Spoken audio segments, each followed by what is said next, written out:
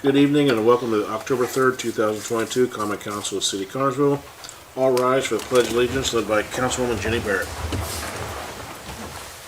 I pledge allegiance to the flag of the United States of America and to the republic for which it stands, one nation, under God, indivisible, with liberty and justice for all. Pastor, remain standing, please. Let's pray. Father, we come to you tonight thanking you, Lord, for your blessings upon our city.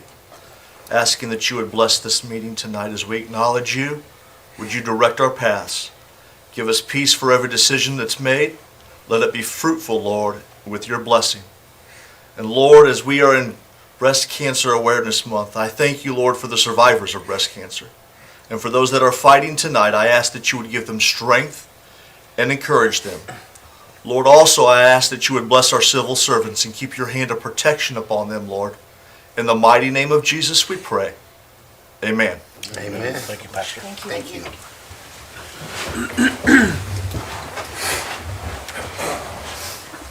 Okay, I'd like to welcome everyone. Make sure you have your ringers off. We will begin with roll call. Councilman Warner. Here. Councilwoman Barrett. Present. Councilman Williams Jr. Present. Councilwoman Phillips. Present. Councilman Robb. Present. Councilman Gray. Present. Councilman Collins. Present. Okay, we have the minutes from the September 19th, 2022 regular meeting. Are there any additions or corrections to those? If not, entertain a motion to approve the minutes. So moved. Second. I have a motion second. All in favor signify by saying aye. Aye. Any opposed, same sign. Motion carried. We'll move on down to new business. Before we start the public hearing, Adam, you want to come up and say a few things? Thank you, Mayor. Good evening, Council. I wanted to just come make a few different clarifications. So this is night 2 of 3 with budget adoption. Tonight's main action is the public hearing, which is a requirement as part of the adoption process. As far as the proposed budget, nothing has changed since the first introduction night. Clerk's office was able to advertise, Clerk Treasurer advertised the Form 3 via Gateway, matched everything that you all have seen. So at this point, any change to the budget would require council direction or action at this point between now and your adoption at the next meeting. As far as a few different clarifications, different questions we've gotten over the last couple weeks. One is, I wanted to clarify that the police department has a proposed vehicle acquisition or replacement next year for 5 cars. We have that budgeted as a 5-year vehicle lease payment. I don't know if I made that clear enough during the presentation. We got a few questions on that. So it is budgeted as a lease over 5 years as opposed to a cash purchase. From the budget perspective, certainly we would prefer to be able to pay cash to save on the interest, but it just is a cash flow situation. To buy 5 cars in cash would require 5 times as much money that we currently have budgeted. So one of the ways to look at that or consider is that certainly if the monies present themselves, there's no prepayment penalty. Okay, so that's one thing to consider. Second item of clarification, that would also go for the street backhoe, is also a budgeted as a lease payment over 7 years. Okay. The other item I wanted to make clarity of is that the general fund kind of working expenses, the amount that those are excess of the revenues is by approximately 1%. It is our first, as your budget consultant, this is our first budget we've put together. So we're hoping that those are good estimates, but they are still just estimates. We could be a little too conservative on revenue. We could be a little too conservative on expenses. What I will commit to is that we'll give you quarterly financial results or as early as March 31st of next year, so we can start truing up how real expenses and real revenues are coming in relative to what you're adopting. And that'll be up to you all to then make those course corrections one way or the other. And then lastly, just because something is budgeted doesn't necessarily mean that it's going to be a financial obligation. So some of those things, like there's a new position that's started budgeted as a Jan 1 start. From all practical purposes, it may or may not be hired in place at that point in time, so the expenses won't even be incurred at that point. Another example would be on the police cars, for example. We have it currently budgeted assuming that there's an active monthly lease payment due January 1st. Those cars haven't even been ordered yet. So there's just practical situations like that I wanted to clarify. And then lastly, the budget does propose a tax rate that is 3% less than 2022 as well. So the pay 2023 tax rate as its current proposed state is approximately 3% lower than the City of Connersville 2022 rate. So with that, I'll take any questions. Otherwise, tonight's the public hearing and we'll be here to answer any questions. Thank you. Thank you. Thanks. I'll go ahead, we'll do the public hearing first. Open the public hearing on the 2023 budget and first reading. Anyone from the public have anything to say? No? Alrighty. I will close the public hearing and open up for questions from council.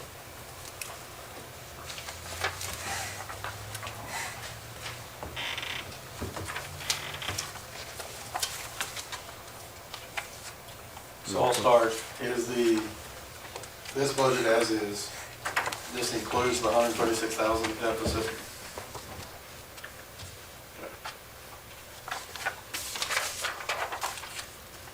Yes. Okay. Yes. Okay. Yeah. I thought he was answering, but I want to make sure. Yeah. So are we gonna, when we vote on this though, does that include the 136,000 deficit without the changes, or the changes are built into that? Adam, why don't you come up here, sir? So if you're, by changes, if you're referring to those kind of itemized things at the bottom, those would take a motion of council to change the budget. So to clarify, the proposed budget doesn't assume any of those happen, if that makes sense. Those would be like actions that the council could take to actively reduce the expenses and thereby close the gap. Does that answer your question? Okay.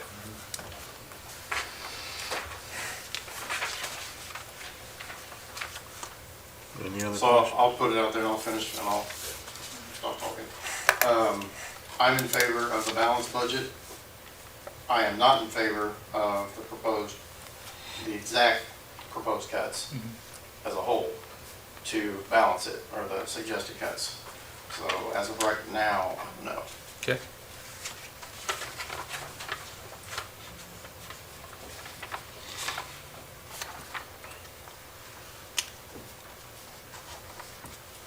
Anybody else? I just have to echo Councilman Collins' concerns. I feel the same way. Can you itemize your concerns instead of just saying the same as his? Well, I just feel that we need to work more on balancing our budget and reducing our expenditures and not trying to gain any more expense.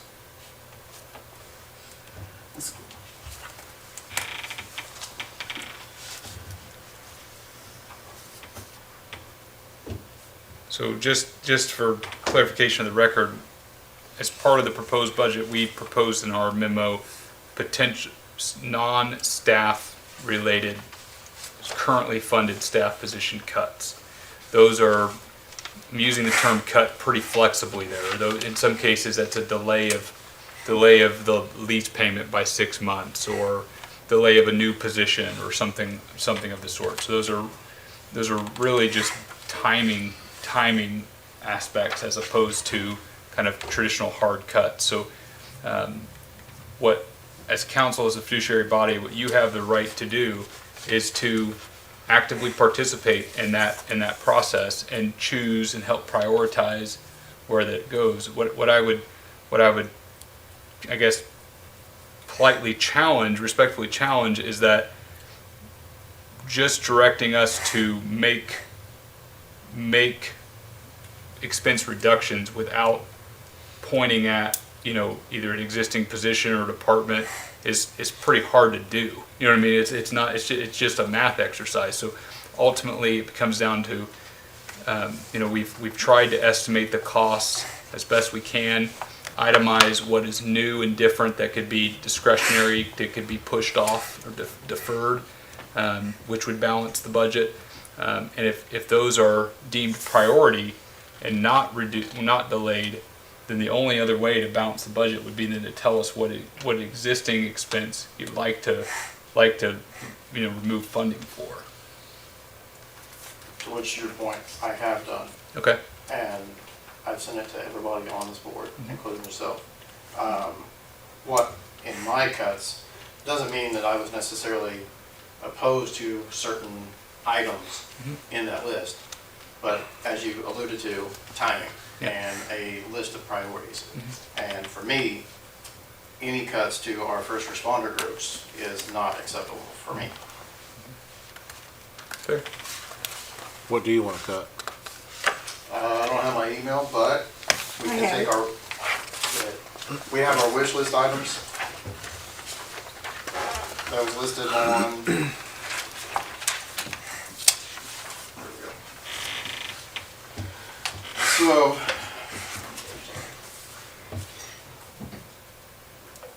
you have the mowers at 15,000. You have the $30,000 loader, which again, all these things are needed. But in the order of priority and timing, I don't think, especially if we're going to be on the back end, as some people have alluded, that we're going to pay with it with ARP funds. So I'm still struggling with that on what is actually going to get paid for. So the loader, I apologize, I don't have it right there.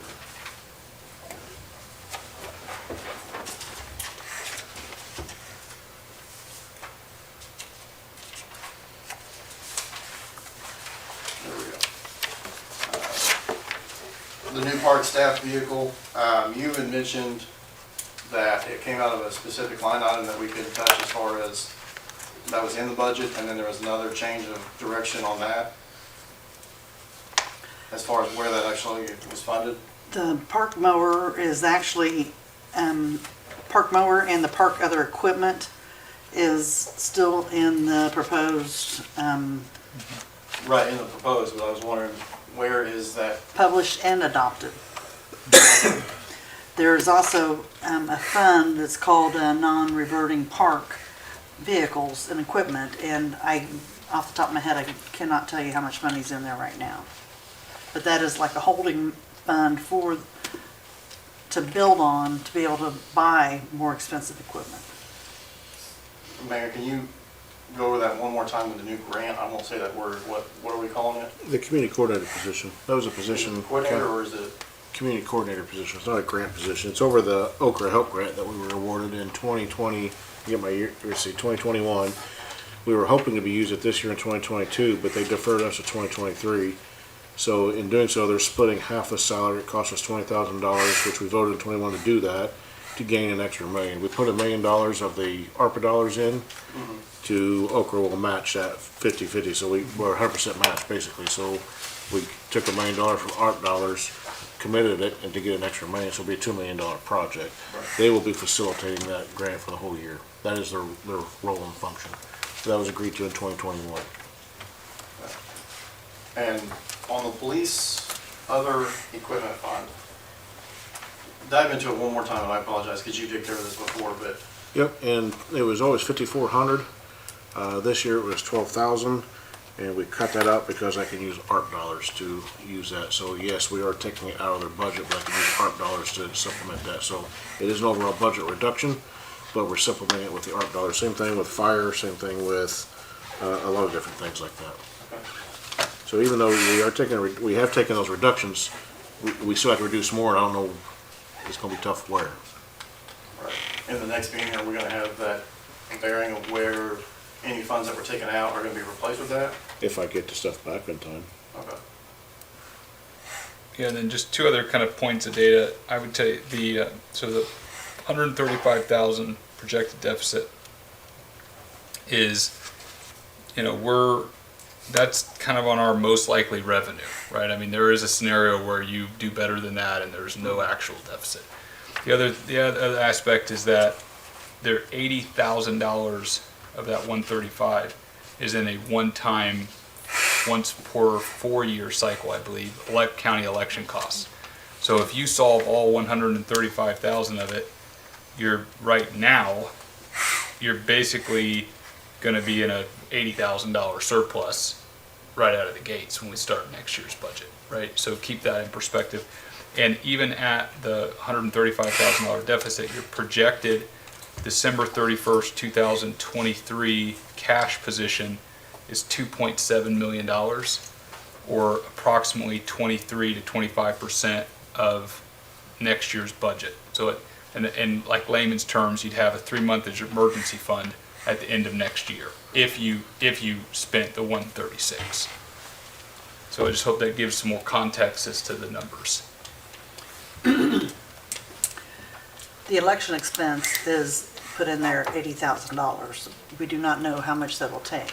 I've only been in office for one election, and it only cost us $25,000 because we did not have to have a primary election that year. So it all depends on if or how many people run next year, and if we're going to have a primary, and are we just going to have the general. So that will change that amount, and that is as he pointed out, that's an expense only occurs every 4 years. Do you have anything else, Mr. Collins? Clarence, what do you see? Is there I must be mistaken, is there a backhoe or is it a front end loader that we're talking about? Yeah, so It's a front end. the way we have it listed in our CIP, And it's just a payment, it's not the buying it. Is that the lease thing? It's a Yeah. lease. yeah, we have it listed in the CIP as a front end loader. Some of that may be just kind of how I'm titling stuff. There's keep in mind what you're all approving is not the purchase of any specific piece of equipment. You're approving $30,000 worth of funding towards a long-term lease. It's of a actually piece of equipment. There you go. $37,500. It is in the MVH department as other equipment.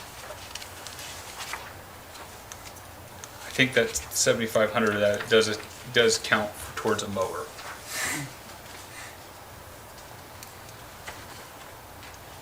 Because there's quite a bit of difference in financing of a backhoe than there is a front end loader, You know, expense wise. Yeah, I would unfortunately have to defer to Brad is exactly what he needs, the specs and those kind of things. But from our perspective, we're budgeting a 7-year, $30,000 per year payment that could go towards that heavy piece of equipment.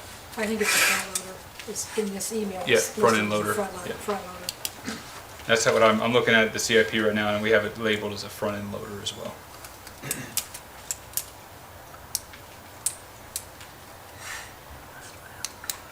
Which is also a necessity for emergency services. If you don't have the proper street equipment, then you're not clearing roads, and then how do emergency services get on the streets?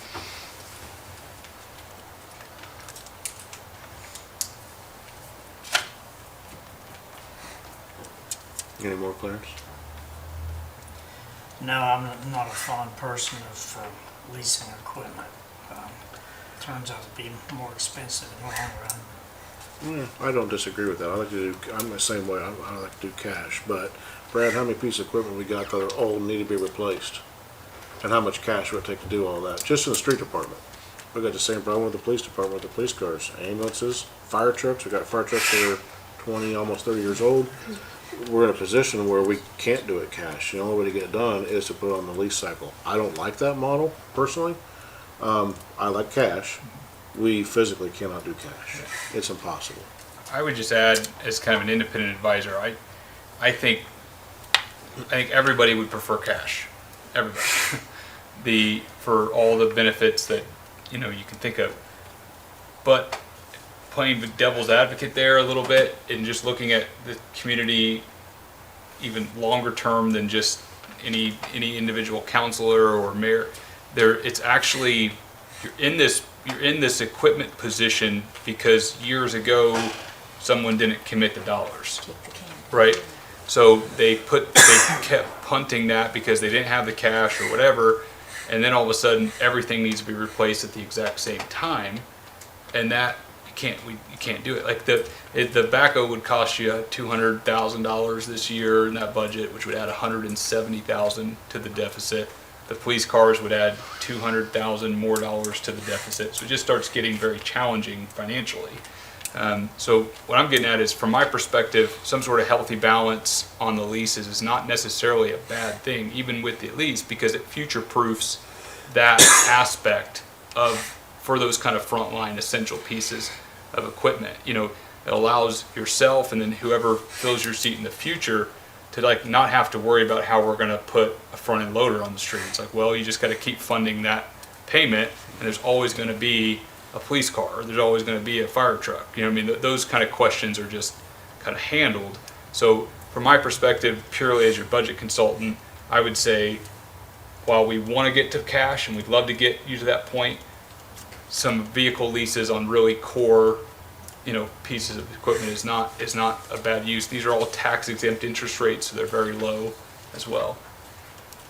Maybe on the police cars, if we were stuck with 50,000, we get one car, and we're trying to get 5.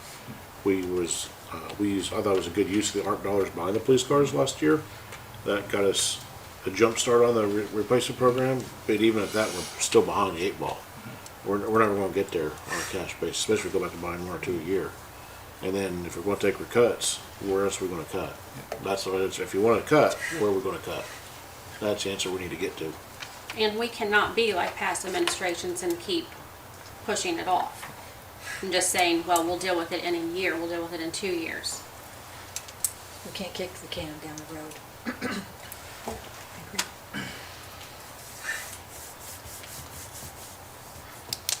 So we need to hear a direction on, if you want cuts, I need a unanimous decision on where you want to go. If you want to keep it the way it is and move forward, I also need to know that, because we got to make decisions here. I'm thinking that maybe we should just juggle some of the stuff that we need. And Like what? What do we actually really need versus what can we get by with? We need to replace every piece of equipment at the street department. Well, that'd be nice, I mean, in a fairy tale. Give you an example. land. The loader broke down, I don't know how many times it broke down last year, Brad, it was a bunch. But it broke down during the first not first heavy snow, but heavy snow. We had no way to load ice melt. So we went and shut the transfer station down, and we took their loader and we loaded it. We had to run back and forth between there and the transfer station until we got it fixed. So that thing is broken down I don't know how many times. He's got the answers to all that. I know when we had the train accident where the fuel tank spill, the backhoe broke down on the way over there and the loader broke down on the way over there. We had nothing to clean up with.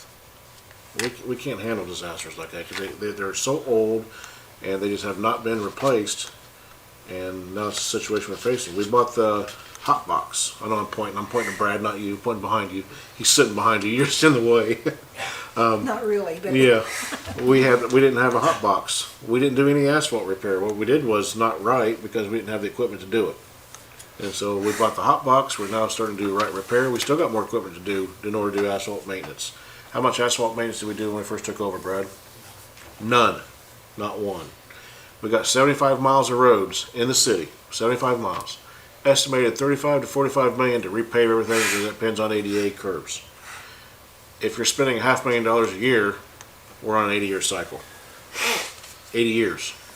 We got to fix that. So I had more money budgeted for roads. We had to cut that out big time. And that still keeps us on a 70-year cycle estimated around there. So yeah, things have been kicked down the road. We now have to start solving problems. And we gotta start making sure that as we move forward, it's a plan for the future, so we don't kick the can down to them and they have to try to figure out with even worse piece of equipment. Our mowers are the same way. When we first took over, our mowers were horrible. We spent more time working on them. We weren't cutting grass like we needed to be, and it looked bad on the city. We had a lot of complaints. We fixed our mower problem. It's not fixed, but we're making steps to fix those mower problems so we can keep everything looking good and keep it maintained. So yeah, the can has been kicked till it can't be kicked anymore. And I hate to say it that way, but it has. And we come to a point where we're trying to solve it. We can't do it on cash. I would love to do it on cash. But just a loader, 200,000, a backhoe, just roughly 130,000. Dump truck, you're gonna spend 100,000. We got how many? 3, 4? We got pickup trucks, snow plows, mowers in the street department, asphalt equipment. We gotta start doing more maintenance, which we rent the equipment, by the way, so we don't have to buy all that.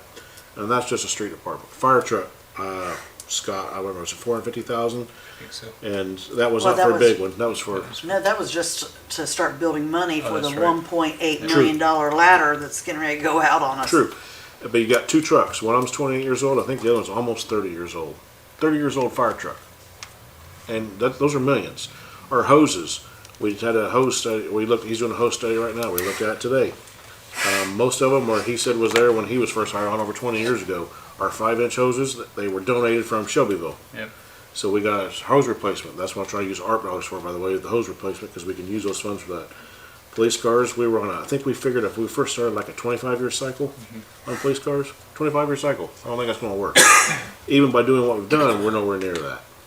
I would just give you 2 other kind of data points. One is when we look at your proposed budget based on the kind of major expense categories, salaries, services and charges, supplies, capital as proposed is less than, it's approximately 2/3 of 1% of your budget. It's 0.67%. And I would say where we would want to get you all is between 5 and 10% in capital. And if you think about that as just, I always think about it as like the best companies in the world have like a 3 to 4 or 5% dividend. That's how much they're reinvesting. That's kind of the same approach we want to think about with a community reinvesting in its own assets. We want to get to kind of that 3, 4, 5% reinvestment rate. We're not even close. So that shows you how much you're not, that over the years you've cut the budget in that area because you could, but eventually that stuff does eventually just not start. You know, and then it's an emergency. It comes to council as an emergency and you pay emergency prices. The only other thing I will tell you, outsider looking in, I don't think you really have an expense problem. I think that's maybe the wrong way to characterize this. I think you're actually not spending enough, frankly. Now, what I mean by that is the proposed budget on expense is about the same amount that you spent in 2021.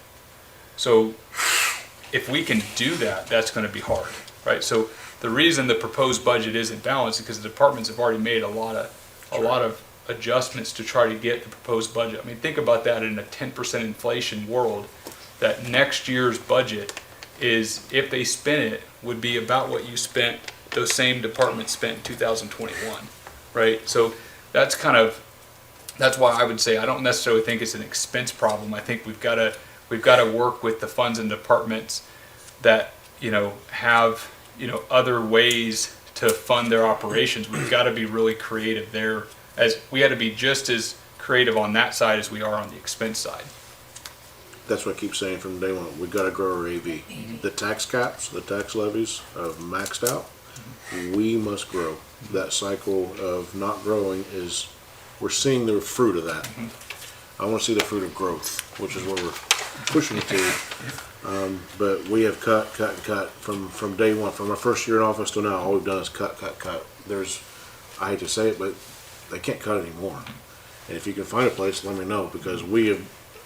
Rosemary and I go through the first years. Adam's in on this year, and he's come to the same conclusion. Rosemary and I, to her credit, we spent a lot of time on this, Absolutely. looking at every rock we can. And I think without it being truly like much more material operational changes, you know what I mean? I think it's kind of, and that list is not exhaustive. I'll admit first day, that was me just trying to volley up some ideas that were lighter impacts.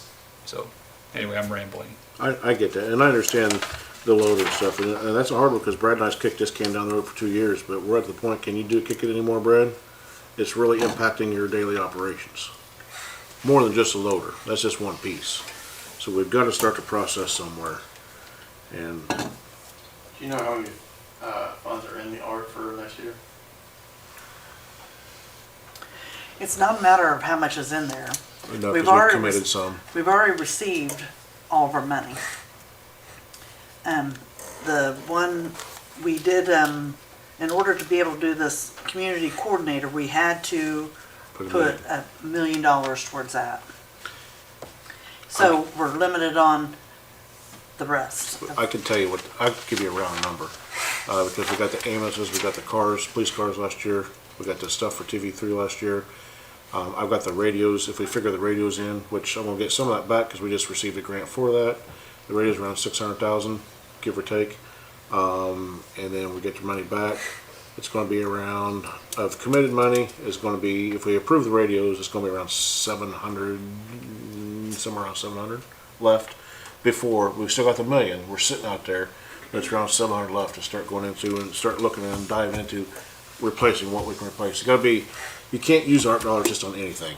That's where we gotta be very specific on what we use them on. And we've taken the approach from day one, that we have so many needs. I told Adam this, we have so many needs. We're gonna be very frugal on what we spend these dollars on, because we have so many needs, but we wanna start replacing stuff we've never been able to replace before. Equipment is my biggest one. I like to use some for IT, for software technology, make it more accessible for people to go and do stuff. It's expensive, but there's some ways of doing that. But equipment and replacing things that we really, really need is what we're doing. It's like the radios. Yeah, we have the ARP dollars for radios. We applied for another grant, and we got the grant, so now we can use that to offset the cost of our ARP dollars. So we're being very, very frugal with that, and trying to say wise choices and purchases with that for stuff that we really, really need. So yeah, give or take somewhere, I got the exact number in my office, but it's going to be around 7. After we do the radios, it's going to be around 700,000, give or take. Which is still enough to cover what you were suggesting as cuts. They're not actually cuts, they're just funded differently. Correct. I just can't show them as general. Right. That's part of the creativeness we had to come up with to make this work. So it's basically a balanced, unbalanced budget. It looks unbalanced, but it's not. Right? If the direction is that those items are just paid for by American Rescue, if that's the plan, then yeah, I think it's a balanced budget. Right. It's because there's a funding source for those. We With just Well, move it. With gotta the exception of the election cost and stuff like that, that's still going to be an unbalanced That's side. true. I mean, the American Rescue Fund's probably. I can't go use to that for that. Yeah. That'd be an interesting use. It's, No, but there's a couple of other, Yeah. like the salary, the engineer, the coordinator, that's not gonna start January 1st. Right. And so you are gonna have, you can subtract some of that, not all of it. Yeah, and by the way, just so you know, sorry, Rosemary, go ahead, is that what you're going to say? no, Just what I want to understand is the city engineer, that is a crucial role that we are mandated to have by IC code anyway. And that is something we have not had, but it is a mandate in IC 36498. It says you shall, as a third-class city, which we are, have a city engineer. And that is one, that's a tough one to swallow, but you don't want to be stuck in that position either. I'm not going to be stuck in that position where I disobeyed an IC code. But also some of that money can be recouped, because we can generate revenue with the city engineer as well.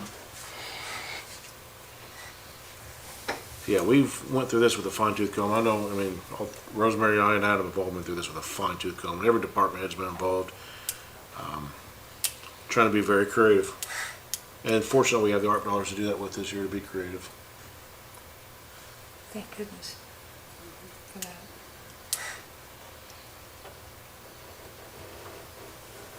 So, once again, we need to know what yep, I need a you want to direction. cut, because next Monday, it'll be too late with your suggestions.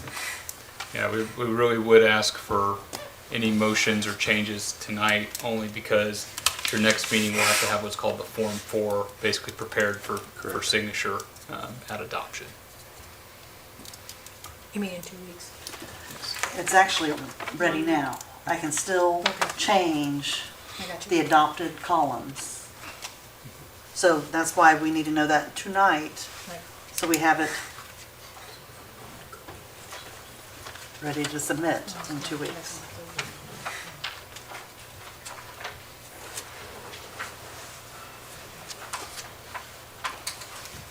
So we can make a motion to approve it as is. Yes, you Yes. can. I will make the motion to approve as is. I'll second it. We have a motion and a second to present the budget reading as is. Let's do a roll call vote, please. Councilman Williams Jr.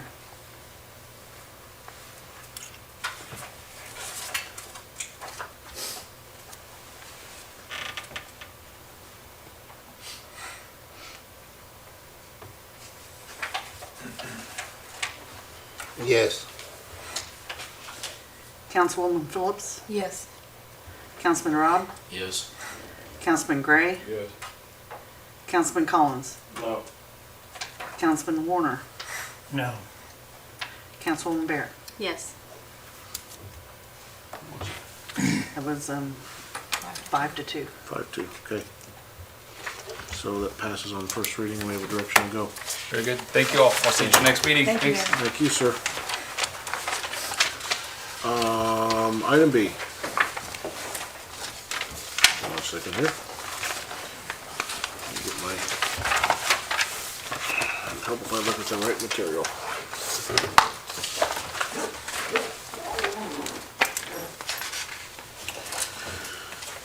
We have a public hearing on a pending ordinance 3829, Rosemary. 2-9. This is what we asked to advertise for. We would like to get additional $50,000 into the general fund for other contractual. And the cable TV fund would like to invest $100,000. Questions? Nope, if not, entertain a motion to approve pending ordinance 3829 on first reading. So moved. Second. I Second. have a motion, a second. All in favor signify by saying aye. Aye. Any opposed, same sign. Do I have a motion to suspend the rules? Second. I have a motion, a second. All in favor signify by saying aye. Aye. Any opposed, same sign. I have a motion for third and final reading. So So moved. moved. I have a motion, a second. All in favor signify by saying aye. Aye. Any opposed, same sign. Motion carried. Thank you very much. You have approval pending ordinance 3830, the fraternal order police contract. I sent that out the last meeting. Everyone had a chance to read it. I wasn't getting any questions back. If you have any, you can ask. If not, I'll entertain a motion to approve the pending ordinance 3830. Bless you. So moved. Second. Have a motion and a second. All in favor signify by saying aye. Aye. Any opposed, same sign. I must abstain from voting on this. Correct. Yes. Hang on. Abstained. Okay. Okay, do I have a motion to suspend the rules, go to third reading? So moved. Second. A motion and a second. All in favor signify by saying aye. Aye. Any opposed, same sign. And a motion for third and final reading. Second. Have a motion and a second. All in favor signify by saying aye. Aye. Any opposed, same sign. Motion carried. Okay, I have a little proclamation here I want to read. To all whom these presents may come, greetings. Whereas Fayette County Community Voices has set aside October 5th as a Fayette County Day of Sharing Community-Wide Services. And whereas on this day, volunteers from around Fayette County will come together to serve partnering nonprofits and individuals in need. And whereas Fayette County Community Voices and the Day of Sharing Committee will match approved projects with motivated volunteers from the community, local businesses, and service groups. And whereas the services provided by the Fayette County Community Voices and the volunteers will continue for some time to come to have a positive impact on our community and citizens. And now therefore I, Chad A. Frank, Mayor of the City of Connersville, do hereby proclaim the 5th day of October 2022 as Fayette County Community Day of Sharing. So that is Wednesday. If you want to get involved, there's projects going on all over the city. I know they're meeting at different places. We had a post on Facebook, the date was wrong. It is the 5th. But there's landscaping projects going on, there's projects at the park going on, I believe, and there's projects going on everywhere. So if you want to get involved with that, come down, starting at 8:30, I believe, going to 3 or 4 o'clock. So there'll be a lot of things you can do. I know they're meeting in the Oasis, they're meeting at the Arts Association, so, and are they meeting at the park, Kathleen, do you know?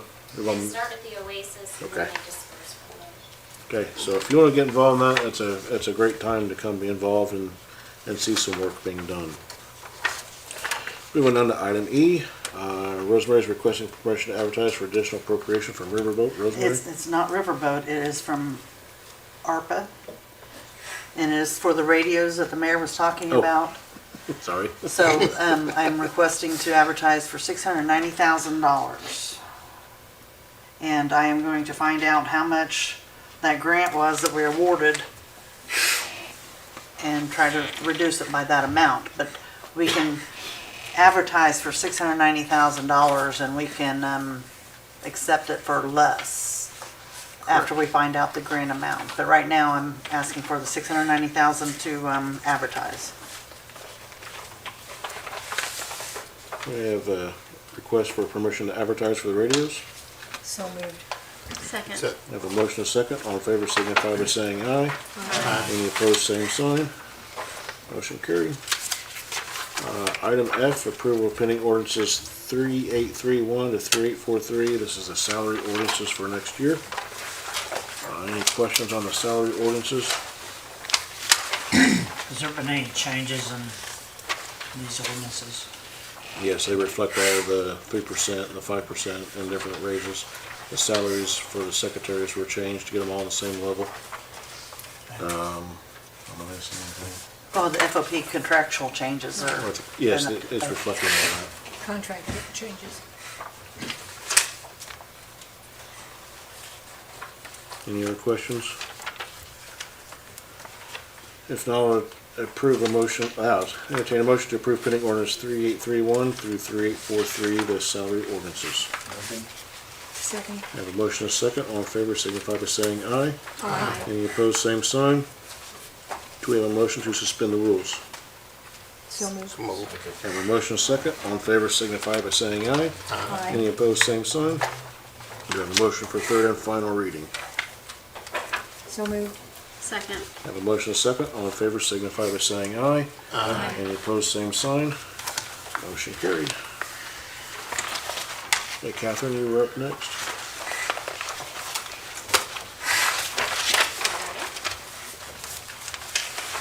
I have more of a lighthearted issue to talk to you guys about. I wanted to come in tonight. I know some of you have been approached individually by pickleball players, and following the last meeting's public forum, a couple of you were confused by what was going on, and so I wanted to go ahead and address the situation from the beginning.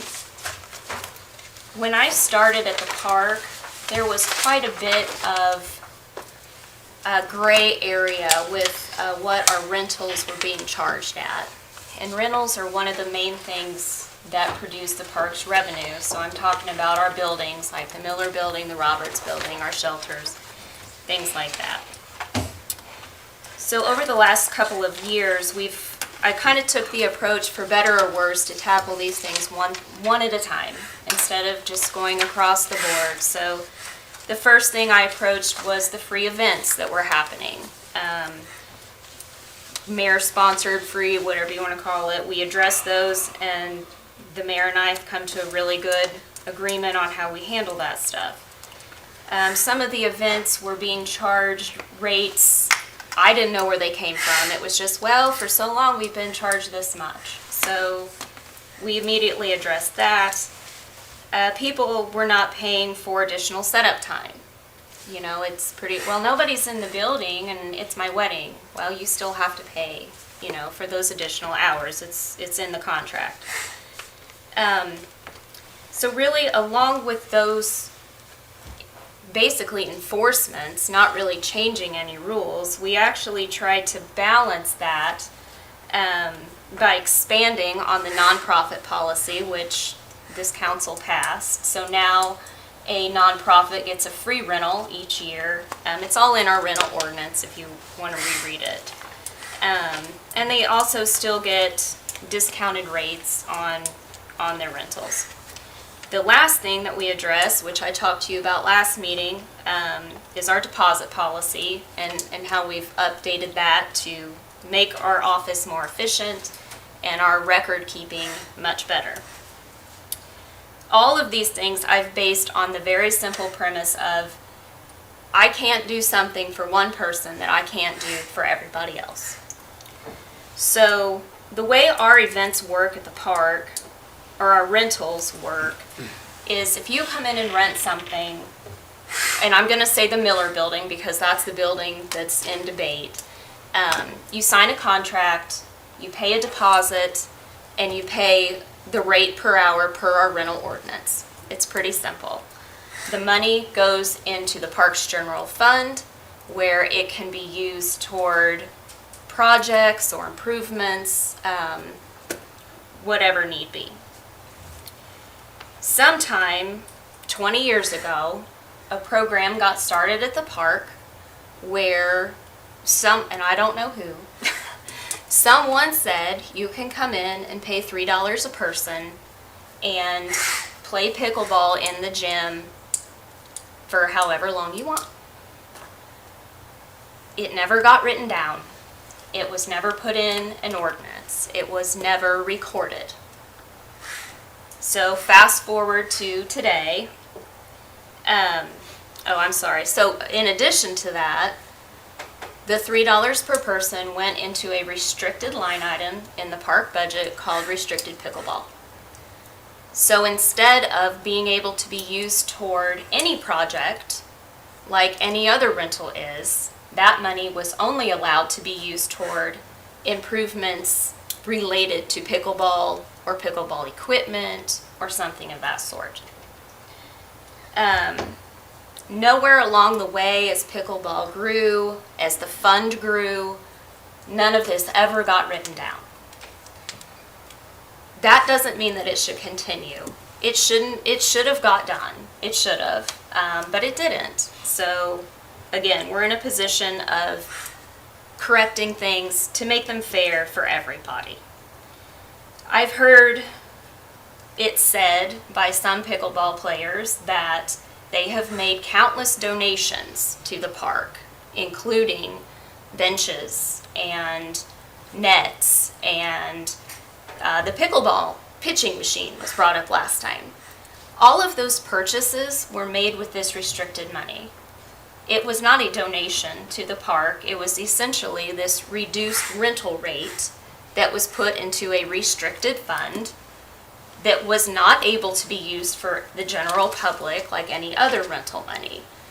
So it was not a donation, which in no way should be the basis of entitling a group to a different rate than anyone else. Their ability to donate to the park has nothing to do with how much money they pay per hour. So all of these other things have been fixed and worked out, and now we're down to this pickleball issue. So last spring, I noticed that we had a lot of keys out. So a lot of players just had keys to the building.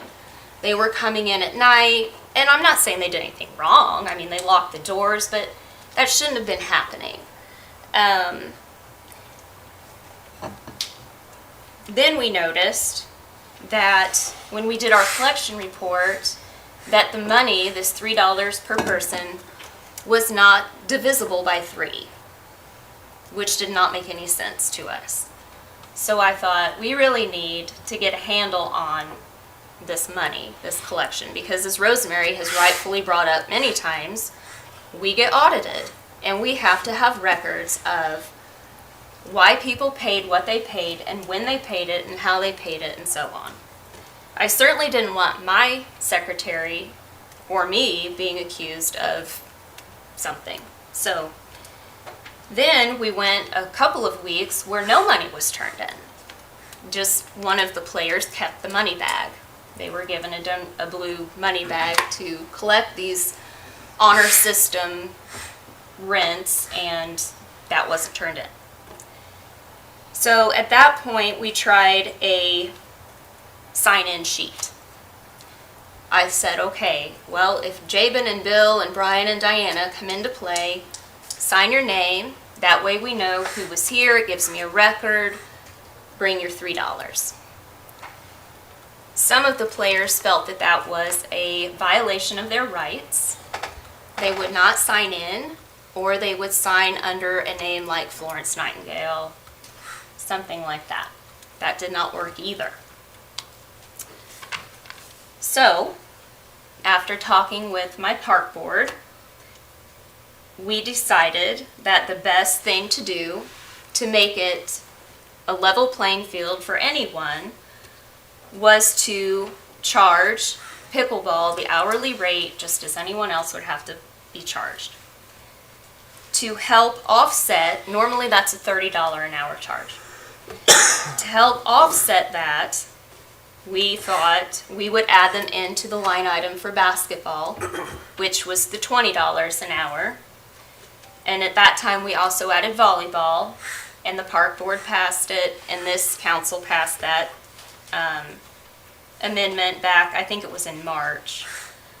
At that time, the park board could have said, sure, go ahead and just write into the rental ordinance $3 a person. They decided to not do that because, again, that was giving one group a rate that wasn't available to anyone else, and it did not seem fair. So, over the last several months, there's been different levels of discontent from pickleball. The biggest issue is, I think even more so than the charge, is they want to be able to drop, it's called drop-in play, where they can kind of come and go as they please.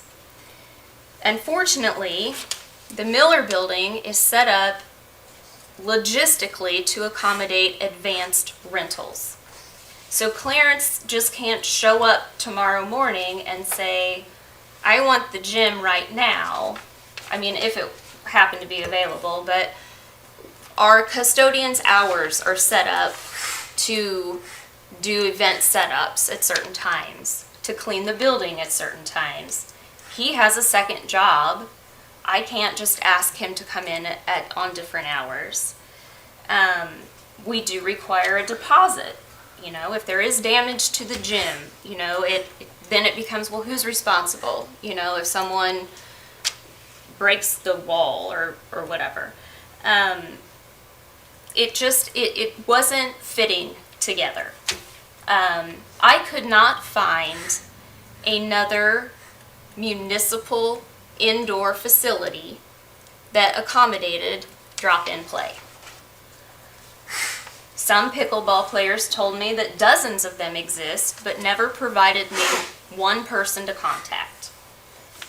They provided me the names of the Golay Center and the Laurel Gym, which I've told them multiple times are not governed by ordinances. They are not municipal facilities. They can charge whatever they want. They can charge you nothing. But my rental rates are regulated by ordinance that I have to follow. I tell you all this because I want to demonstrate the length to which we have tried to find a common ground with this group. They have come to 3 park board meetings. They have come to the mayor. I know they've visited a couple of you. They have come to the park board president on multiple occasions. I cannot tell you how many times I have talked individually with players, and then they have come to city council. I feel that they have been given enough grounds to state their case. We could not find an exact compromise that does not upend the whole logistical setup of the Miller building. It's just not going to happen. So last Monday at that park board meeting, one of the park board members proposed a winter wellness program that would be $10 an hour for certain months, for the winter months. And after speaking with her, she did not realize that we have to pay a person to be at the Miller Building $9.50 an hour. So charging $10 an hour just really didn't make a lot of sense, as well as finding someone willing to come to work for 1 hour and then go home. Following that board meeting, an email was sent to the park board, the gist of which said, if you don't have a special session and you don't implement this immediately, we will start a letter writing campaign to the mayor's office. Again, the tone has been a little combative. So where we are now, and why I bring this to you again, is because at the next city council meeting, I'm bringing the park rental ordinance back with the unanimous support of the park board. We have decided to change the rental rate for that now reads basketball, pickleball, and volleyball to $25 for 2 hours of time. That will not include a setup and tear down hour as all the other rentals do. It will be strictly for the 2 hours. It will only be for the Miller Building gym. It will require a deposit, and it will require them to book in advance. So if there are days we cannot accommodate their play, we will tell them the building is occupied just like anything else. So I wanted to bring you all up to speed because I do plan to have that in your packet for next meeting. I wanted to clarify from the park's perspective what's been going on. I feel like we've heard their case, and I think the park board would agree that following the next meeting, if you agree to pass this final change, that this conversation has just come to an end. There's no more bending that we can do. We feel we've explored every possible compromise. And should they say that they are still unsatisfied, we will have to say that we wish them the best of luck wherever they wish to go play. Not to be mean, not to be argumentative, but we can only do so many things. And I really feel like this is fair, and I'm actually glad because it will now allow people to come in during basketball season. If they want to come in with their kids for 2 hours, it's just $25.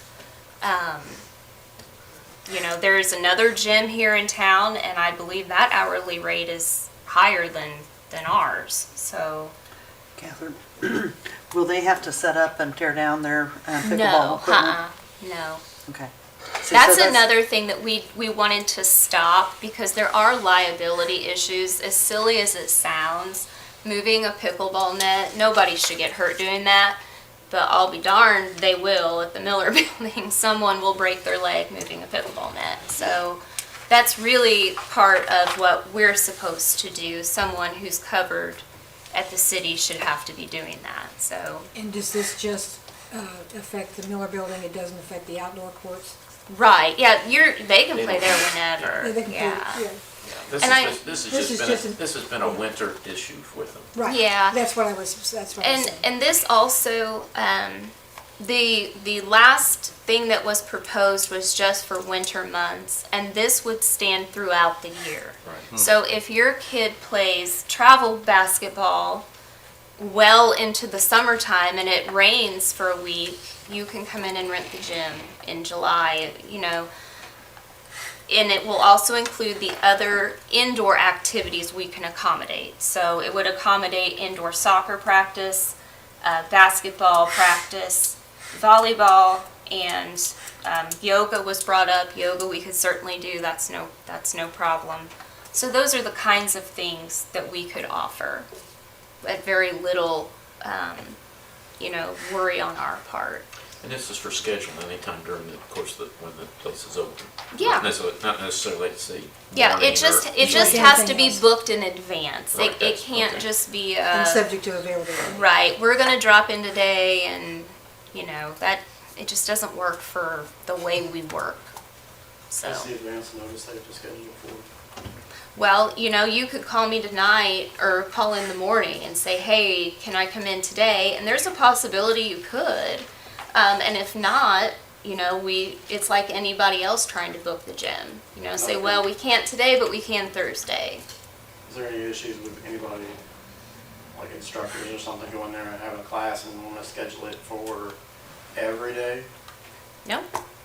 Because we will just send the deposit down to the clerk and she will hold When they it. reserve it, they have to put a deposit? Yes. Oh, oh. But we can hold it Right. and then it will just roll until you decide that you don't want to rent any longer, and then she'll mail it back to you. So, So if it is a group, say a basketball team wants to use it for practice from 5 to 7 on Wednesdays, do they pay the initial $50 deposit and then they pay the $25 for each?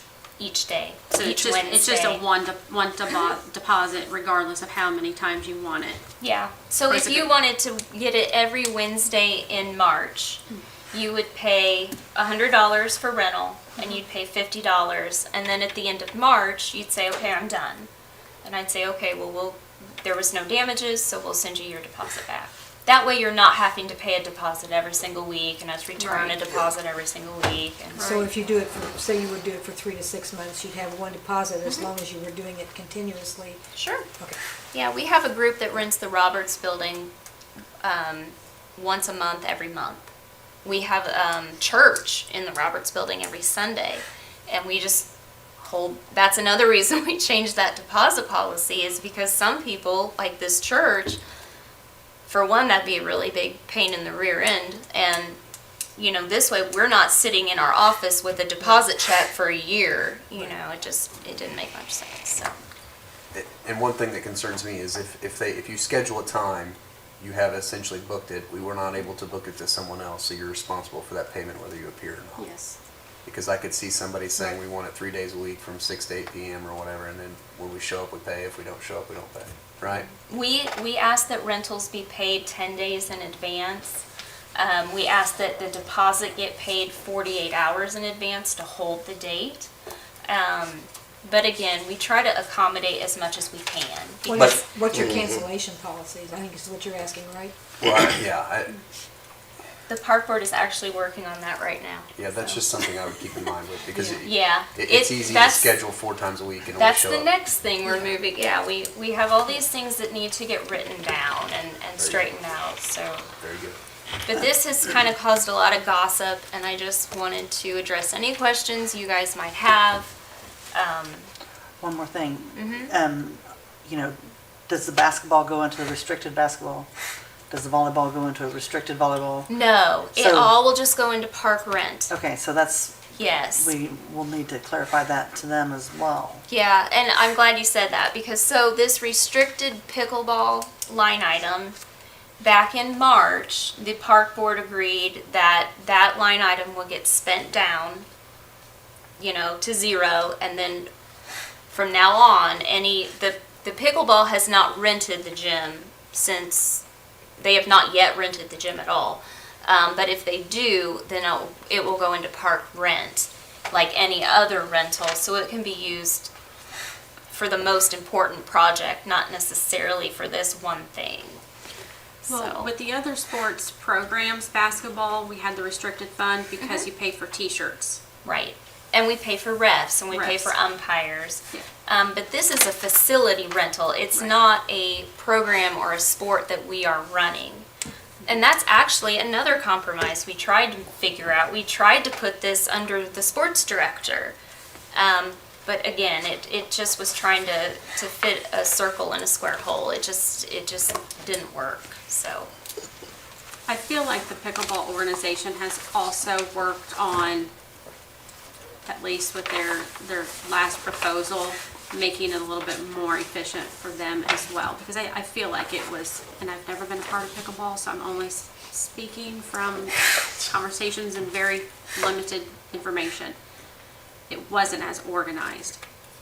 And that's why they ended up with multiple people over the months, and it needs to be, I think they finally recognized that as well. They had to have their own structure in this, Yes. and I'm not speaking for the Yes. pickleball people, but that, Yeah. when we discussed it with several of the people, we says, you also, on the other side of the coin, gotta have it a little more structured, and I think they, I feel like they've from what I done, understand, that's kind of coming. I feel like they've done that, whether they carry, I don't know. I don't know what they will do, but from, You've met them more than halfway. it seems to be on it. more structured, more organized. They've developed a system of how they plan to pay for their rentals and collect the money from the people. So it's not people coming in and paying individually.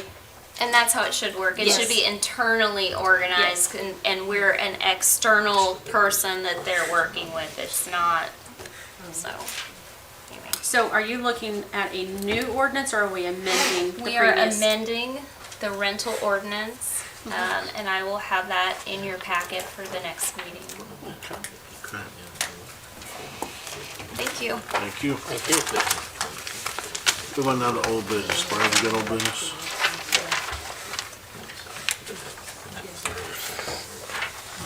I mainly wanted to come up and introduce Luke. This is the guy you all supported us to add a position. He's the new supervisor at the street department and at the service department. He's already helped a lot. He's making things work a lot better. And he's been spending the last, how long you been doing this? 3 weeks? Yeah, 3 weeks. He's spent the last 3 weeks trying to figure everything out, and already working on making some changes, I think, to make things more efficient. I wanted you all to see him. He'll give all you his phone number, so you can call him anytime, day or night, in case you need something. So we don't call you anymore, Miranda? Yeah, no, call me. I'll give you his number here in a minute. Yeah, just flash that on the screen over Did you there. want to say anything? Nope, I'm good. Thank you, Luke. Let me have it. Yes. Thanks, sir. I do have something under, I'll say any more old business, sorry.